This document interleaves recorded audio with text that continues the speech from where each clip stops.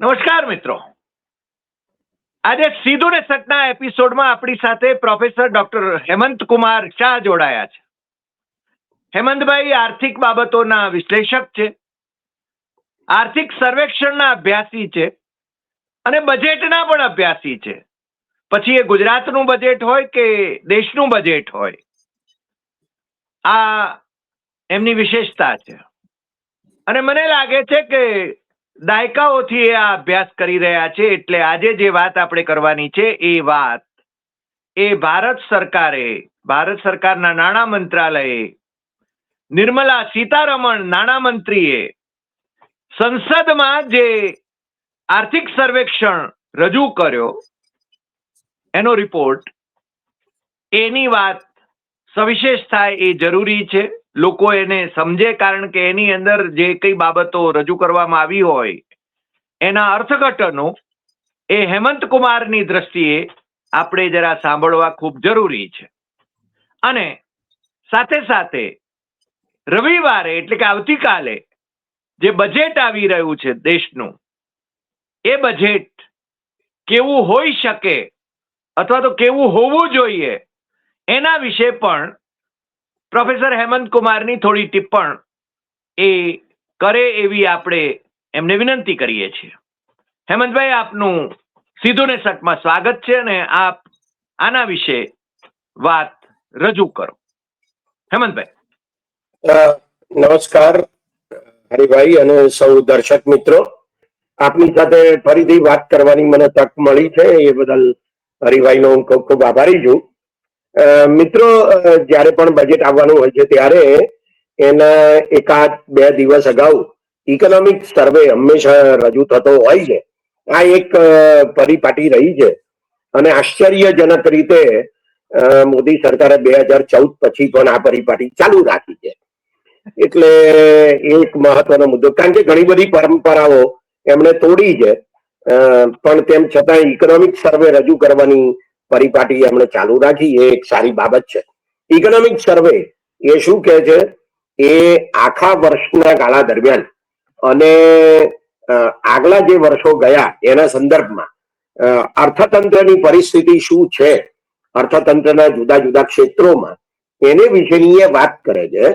અને એની સાથે થોડીક આગાહી પણ કરે છે, અથવા એ થોડીક નુક્તેચીની પણ કરે છે કે આવતા વર્ષમાં ભારતનું અર્થતંત્ર કેવું રહેશે, અથવા તો સરકારે એમાં શું કરવું જોઈએ.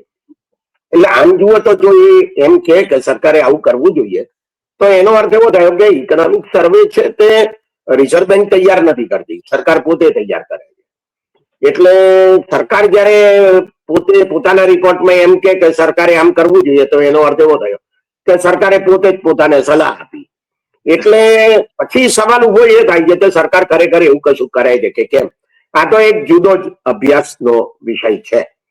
પણ મિત્રો, આપણે ઇકોનોમિક સર્વેમાં ભારતના અર્થતંત્રની જે પરિસ્થિતિ છે એ જે રજૂ થઈ છે એના સંદર્ભમાં થોડાક મુદ્દાની આપણે વાત કરવી જોઈએ.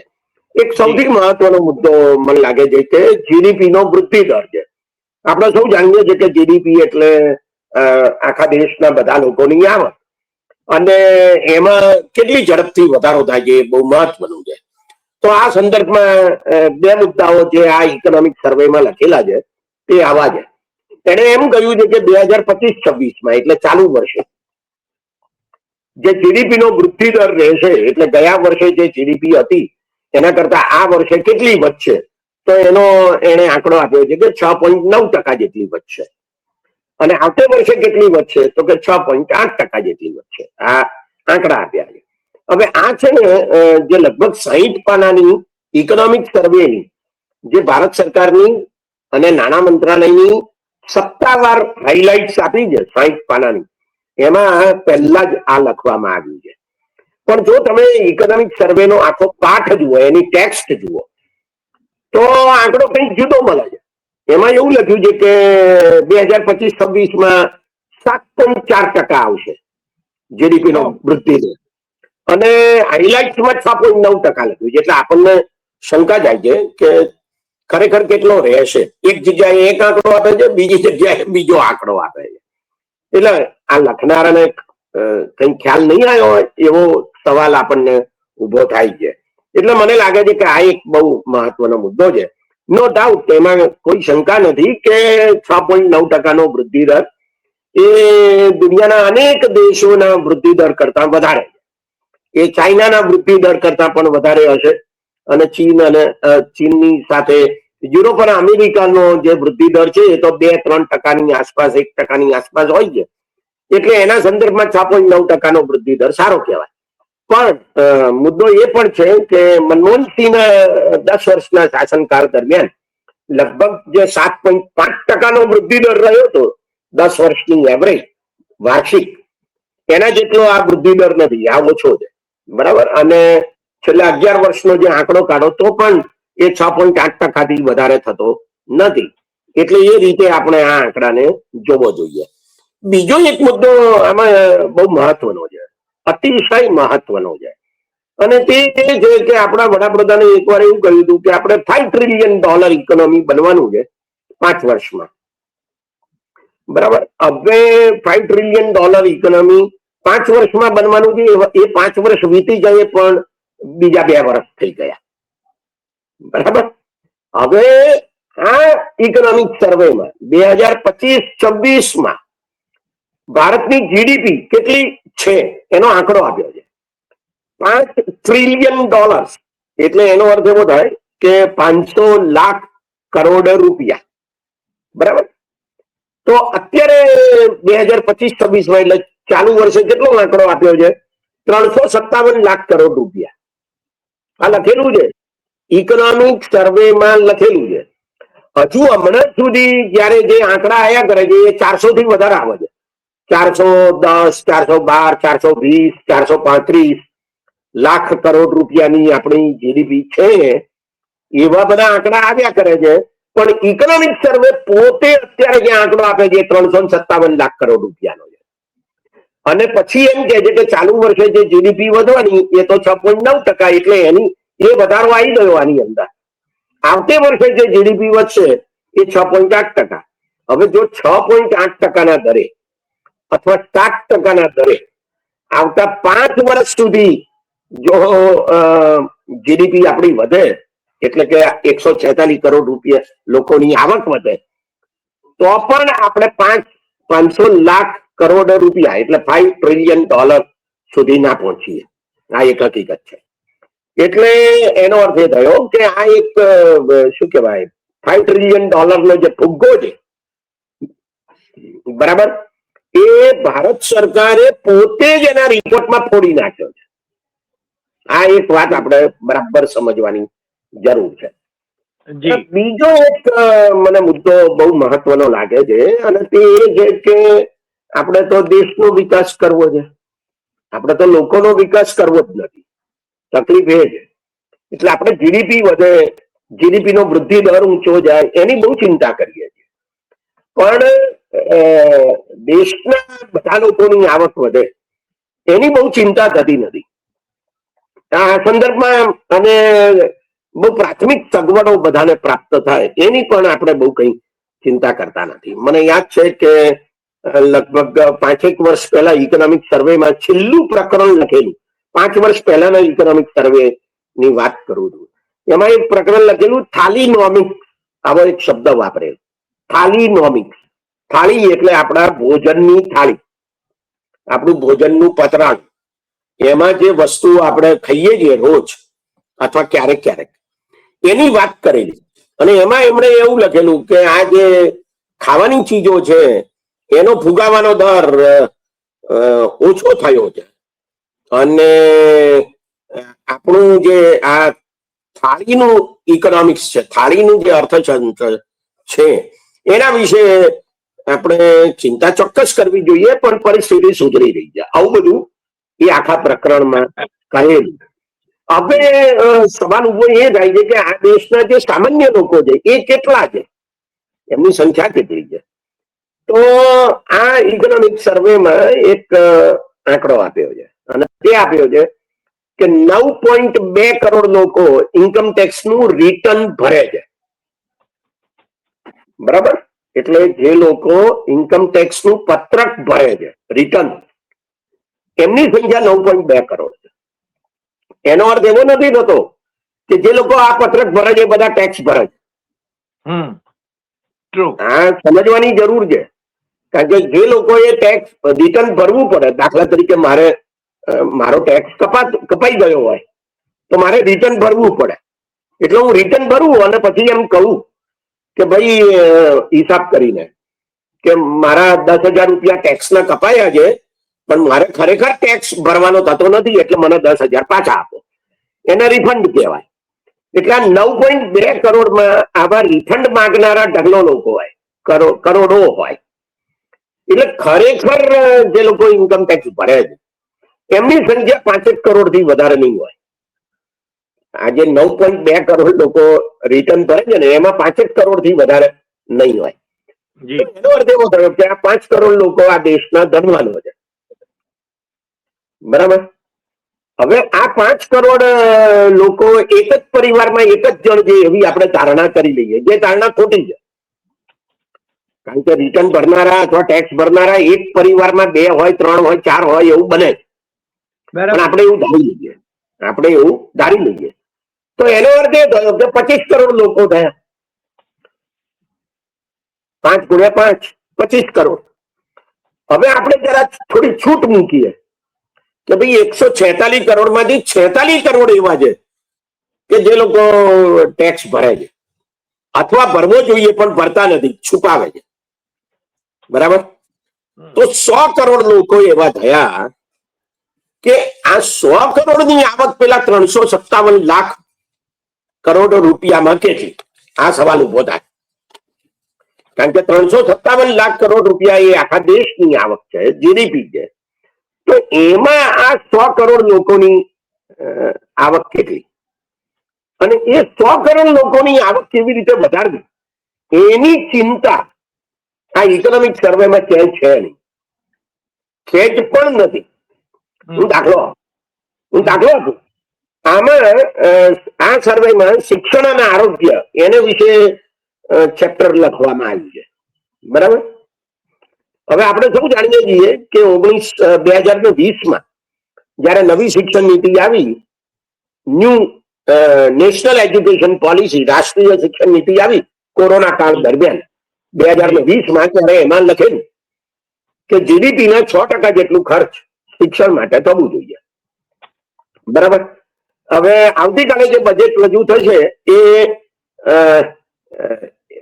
2021, 22નું, 23નું, 24નું, 25નું, 26નું એ 6થું બજેટ હશે. બરાબર. તો આ 5 બજેટ જે ગયા આ નીતિ જાહેર થયા પછી એમાં એમણે જીડીપી ના 2% જેટલો ખર્ચ શિક્ષણ માટે કર્યો કે નહીં? નથી કર્યો. બરાબર. આ સર્વે એવું કહેતો નથી કે 2% જેટલો ખર્ચ કરો. લખ્યું છે 6% જેટલો. હું 2% એટલા માટે કહું છું કે નીતિમાં એવું લખેલું છે કે 4% જેટલો ખર્ચ રાજ્ય સરકારો કરે છે. તો એનો અર્થ એ થયો કે 2% કેન્દ્ર સરકારે કરવો જોઈએ. તો 2% જેટલો ખર્ચ તો કરતી નથી, એ 0.5% જેટલો ખર્ચ કરે છે. જીડીપી ના 0.5% જેટલો ખર્ચ બજેટમાં શિક્ષણ માટે કરે છે.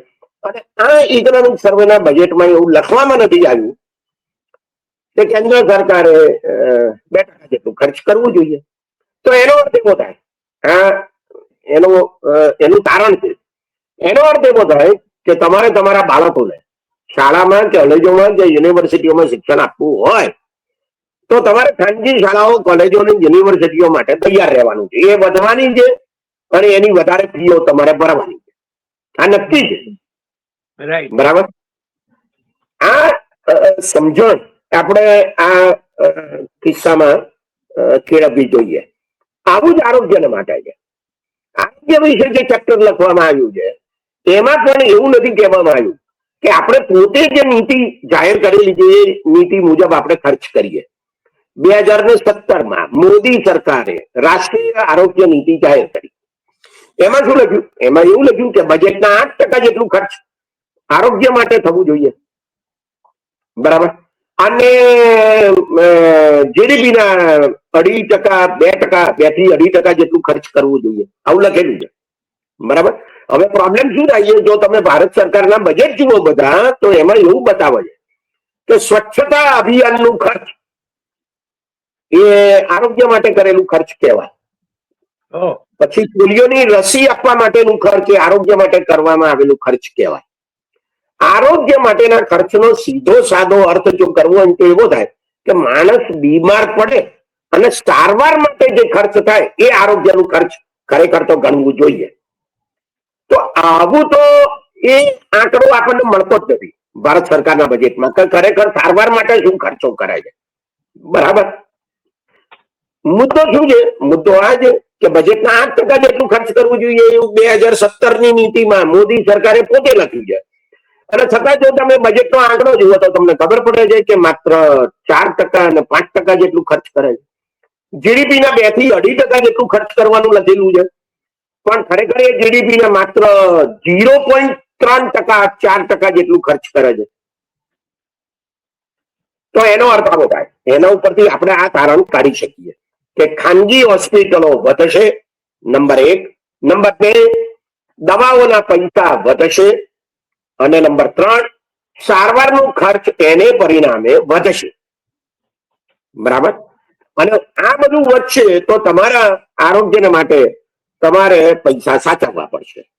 જો તમે નહીં સાચવી શકો તો એનો અર્થ એવો થાય છે કે તમને ભારે મુસીબત પડશે, અને જ્યારે પણ કોઈ આસમાની સુલતાની તમારા કે તમારા પરિવારના કોઈ સભ્ય ઉપર આવી પડશે ત્યારે તમારે દેવું કરવું પડશે તમારી જિંદગી સાચવવાના માટે. આ 2 તારણો મને લાગે છે બહુ મહત્વના છે, કારણ કે શિક્ષણ અને આરોગ્ય એ પાયાની સગવડો છે, અને સાથે સાથે એ મનુષ્યના જીવનનું ધોરણ ઊંચું લઈ જનારી વ્યવસ્થાઓ છે. તો આ વ્યવસ્થાઓને માટે સરકાર પૂરતા પ્રમાણમાં પૈસા ખર્ચતી નથી એવું આ ઇકોનોમિક સર્વે પોતે જ કહે છે. આ હું નથી કહેતો, સર્વેના પોતાના આંકડા કહે છે કે એ નથી ખર્ચાતું. હવે સવાલ એ થાય છે કે કાલે જે બજેટ આવવાનું છે એ બજેટ એ આમાં કઈ ફેરફાર કરશે? મને નથી લાગતું. એનું કારણ એ છે કે છેલ્લા 5 વર્ષમાં એમણે કશું કર્યું નથી આ ક્ષેત્રમાં. કારણ કે 5 બજેટ આવી રહ્યા છે તો એમાં એ દેખાવું જોઈએ, પણ એવું કશું થયું નથી. જી મને છે ને આ તબક્કે ચૈતર વસાવા જે આપણા ધારાસભ્ય છે એમણે જે વાત કરી હતી એનું સ્મરણ થાય છે કે ગાંધીનગરમાં MLA હોસ્ટેલ બાંધવા માટે આદિવાસીઓ માટેનું જે ચોક્કસ ભંડોળ ફાળવવાનું અનિવાર્ય હોય છે એમાંથી નાણાં ખર્ચાય છે. હવે બરાબર. અથવા તો અમદાવાદમાં હોસ્પિટલ બાંધવા માટે સરકાર જો જે હોસ્પિટલ બાંધે, આમ તો સરકાર હવે એમાંથી હાથ કાઢી રહી છે, પીપી પેલા પબ્લિક પ્રાઇવેટ પાર્ટનરશિપમાં જે કરે છે, એટલે એ ધંધો આખો જુદો છે. પણ સિવિલ હોસ્પિટલની બિલ્ડિંગ બાંધે તો એમાંય છે ને આદિવાસીઓનું બજેટ વપરાય. આ કેવું? ના, એટલે એનો અર્થ એવો થયો કે શું સરકાર પાસે બજેટ ના પૈસા નથી આ કામો માટે, હોસ્પિટલ બાંધવા માટે અથવા MLA ના ઘર બાંધવા માટે ગાંધીનગરમાં? શું સરકાર પાસે પૈસા નથી? ગુજરાત સરકારના બજેટની આપણે અત્યારે ચર્ચા નથી કરતા, પણ ગુજરાત સરકારનું ચાલુ વર્ષનું બજેટ 3,60,000 કરોડ રૂપિયાની આસપાસ છે. તો એમાં MLA ના ઘર બાંધવા માટે તમારી પાસે પૂરતા પૈસા નથી તો તમારે આદિવાસીઓના પૈસા વાપરવા પડે છે. આવો સવાલ આપણે પૂછવો પડે. આરોગ્યના સંદર્ભમાં પણ આ જ પ્રકારની પરિસ્થિતિ છે. બરાબર. ગુજરાત સરકાર આરોગ્યના માટે ગુજરાતની જીડીપીના 0.5% જેટલું ખર્ચ કરે છે, અને શિક્ષણ માટે 1.5% જેટલું ખર્ચ કરે છે. આખા 1.5% જેટલું. એક્ઝેક્ટ આંકડો આપું, એક્ઝેક્ટ આંકડો 1.53% જેટલું ખર્ચ કરે છે. બરાબર. એનો અર્થ શું થયો? એનો અર્થ એ થયો કે આખા દેશની એવરેજ 4%ની છે શિક્ષણ માટે, પણ ગુજરાત સરકાર 1.53% જેટલું જ ખર્ચ કરે છે. એટલે ગુજરાતમાં જે બધી ખાનગી યુનિવર્સિટીઓ અને કોલેજો અને શાળાઓનો રાફડો ફાટ્યો છે એનું કારણ આ છે કે ગુજરાત સરકાર પોતે શિક્ષણ માટે ખર્ચ કરવા માટે તૈયાર નથી.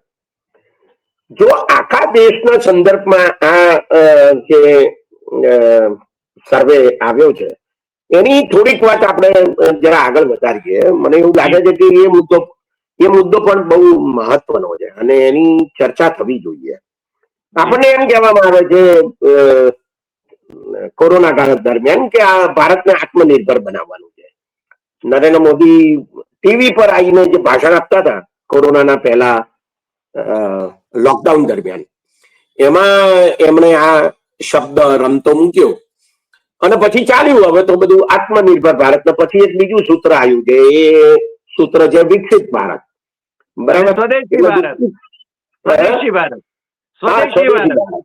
હા, એટલે હવે મારે એની જ વાત કરવી છે કે આત્મનિર્ભર સ્વદેશી આવું ખરેખર છે કે નહીં. આ ઇકોનોમિક સર્વે શું કહે છે એ મહત્વનું છે.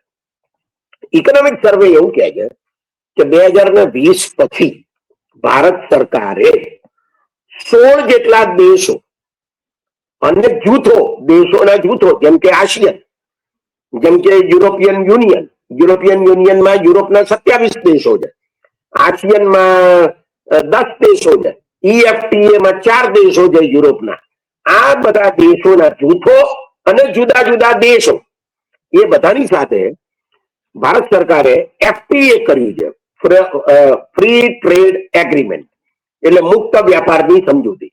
મુક્ત વ્યાપારનો અર્થ એવો થાય કે જે દેશો સમજૂતીઓ કરે છે એમની વચ્ચે વેપાર મુક્ત થઈ જાય, એટલે કે કોઈ ટેરિફ ના નાખે અથવા તો ટેરિફ ઓછી નાખે, બરાબર, અને સાથે સાથે કેટલા પ્રમાણમાં આયાત કરવાની એવું બધું પણ નક્કી ના કરે. એને અંગ્રેજીમાં ક્વોન્ટિટેટિવ રિસ્ટ્રિક્શન્સ કહે છે. જથ્થાત્મક નિયંત્રણો હોય આયાત ઉપર, એટલે કે ભારત એવું નક્કી કરે કે ઓસ્ટ્રેલિયાથી આપણે 1000 કીવી ફ્રૂટ જ મંગાવવાના છે, તો આવો જથ્થો નક્કી ના કરે. જેટલું આવવું હોય એટલું આવે, જેટલી ડિમાન્ડ હશે એટલી આવશે. એટલે એમાં જથ્થો નક્કી ના થાય, ટેરિફ નક્કી થાય અથવા જતી રહે, એને મુક્ત વ્યાપાર સમજૂતી કહેવાય. આપણે 16 દેશો અથવા જૂથો સાથે આવી સમજૂતી કરી છે અથવા કરવા જઈ રહ્યા છીએ, અને હજુ હમણાં જ 4 દાડા પહેલા આપણે યુરોપિયન યુનિયન સાથે આ સમજૂતી કરી છે. મુદ્દો એ છે કે આનું પરિણામ શું આવે છે. જુઓ તમે, એના જે છાપાઓમાં સમાચારો આવે છે, ટીવી ચેનલો ઉપર વાતો ચાલે છે, આપણા વાણિજ્ય પ્રધાન પિયુષ ગોયલ એને માટે જે ઇન્ટરવ્યુ, આજે જ ઇકોનોમિક ટાઈમ્સમાં એમનો ઇન્ટરવ્યુ છપાયો, બરાબર. આ બધામાં છાપાઓમાં, ટીવી ચેનલો પર કે વાણિજ્ય પ્રધાનના ઇન્ટરવ્યુમાં ક્યાંય એવું નથી કહેવામાં આવતું કે આ સમજૂતીઓને કારણે આયાત કેટલી વધશે ભારતની. બસ એવી જ વાત કરવામાં આવે કે આને કારણે ભારતની નિકાસ વધશે, આવતા 1 વર્ષમાં, 2 વર્ષમાં, 10 વર્ષમાં, 15 વર્ષમાં નિકાસ વધશે એની વાત કરે, પણ આયાત કેટલી વધશે એની વાત ના કરે. ક્યાંય નથી આવતી, આની ચર્ચા જ નથી થતી. તમે આ સમજો, દાખલા તરીકે યુરોપિયન યુનિયન સાથે જે સમજૂતી થઈ છે એનું પરિણામ શું આવવાનું છે? એનું પરિણામ એ આવવાનું છે, યુકે સાથે જે સમજૂતી થઈ છે એનું પરિણામ શું આવ્યું છે અથવા આવવાનું છે, આવતા જુલાઈથી એનો અમલ શરૂ થવાનો છે. તો આપણે દૂધની આયાત કરીશું, આપણે દહીંની આયાત કરીશું, આપણે ઘીની આયાત કરીશું, આપણે માખણની આયાત કરીશું. આ બધું લખેલું છે સમજૂતીમાં. અને આપણા આ જે ઉત્પાદકો છે એ લોકોને ખતમ કરીશું. હા, તો એનો અર્થ એવો થયો કે આ અમૂલની સામે જોખમ આવશે, અમૂલની બધી ડેરીઓ સામે જોખમ આવશે, આખા દેશમાં જે સહકારી મંડળીઓ છે, દૂધ ઉત્પાદક સહકારી મંડળ, એમની સામે જોખમ ઊભું થશે. ગુજરાતમાં લગભગ 36 લાખ જેટલા આપણા દૂધ ઉત્પાદકો છે, બરાબર, કે જે સહકારી મંડળીઓમાં છે. તો એ બધાને માટે જોખમ ઊભું થશે જો દૂધ, દહીં, છાશ, ઘી અને માખણની આયાત થશે તો, પનીરની આયાત થશે તો. પણ આની કોઈ ચર્ચા જ કરતું નથી. આ હું નથી કહેતો, આ 16 જેટલા દેશો સાથે અથવા એમના જૂથો સાથે જે સમજૂતીઓ થઈ છે એની વિગતો આપવામાં આવેલી છે, પણ એમાં એ નથી કહેવામાં આવ્યું કે આપણી આયાત કેટલી વધશે, બરાબર, નિકાસ વધશે, આટલી નિકાસ વધશે, એની વાતો કરવામાં આવી છે. પણ હેમંતભાઈ, નિકાસમાં પણ આપણું ક્વોલિટી એને છે ને બહુ જ કેન્દ્ર સ્થાને રહે છે, એટલે નિકાસ ખરેખર વધશે. ના, આ તો આંકડા છે, અંદાજો છે કે આટલી નિકાસ વધશે. એ ખરેખર કેટલી વધશે અથવા નથી વધતી જેટલી ધારવામાં આવી છે એટલી, એના ઘણા કારણો છે. હું અત્યારે એની ચર્ચામાં નહીં જોઉં, બરાબર. પણ મુદ્દો આ છે કે આપણી તો આયાત વધી રહી છે. હવે તમે જયારે આત્મનિર્ભર ભારત કહ્યું 2020માં, બરાબર, ત્યારથી અત્યાર સુધીમાં એક વર્ષ પણ એવું ગયું નથી કે જયારે તમારી નિકાસની કમાણી આયાતના ખર્ચા કરતા ઓછી હોય. તો તમે આત્મનિર્ભર બને જ નથી, બનવાનો કોઈ પ્રયત્ન દેખાતો પણ નથી. નથી બજેટમાં દેખાતો, નથી સરકારની નીતિઓમાં દેખાતો, નથી ઇકોનોમિક સર્વેમાં દેખાતો. જુઓ તમે ઇકોનોમિક સર્વે શું કહે છે, ઇન્ટરેસ્ટિંગ વાત છે સાહેબ આ. અને એમાં ગૌરવ લેવામાં આવ્યું છે. શું કહે છે ઇકોનોમિક સર્વે?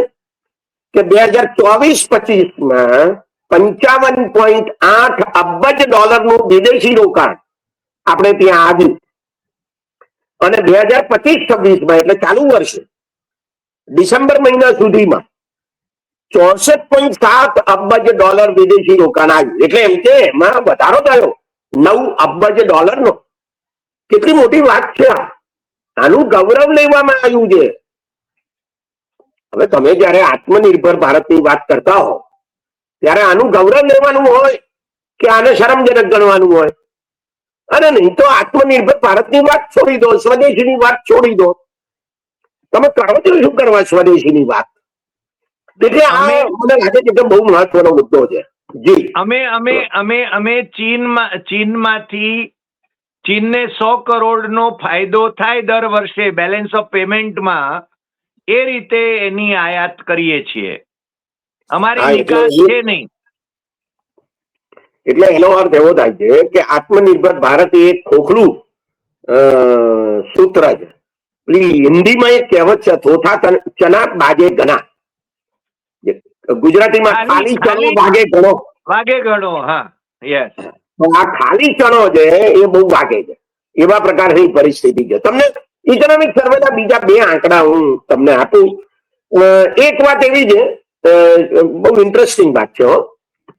વિદેશી દેવું 2014-15માં કેટલું હતું કે જયારે નરેન્દ્ર મોદી વડાપ્રધાન બને છે?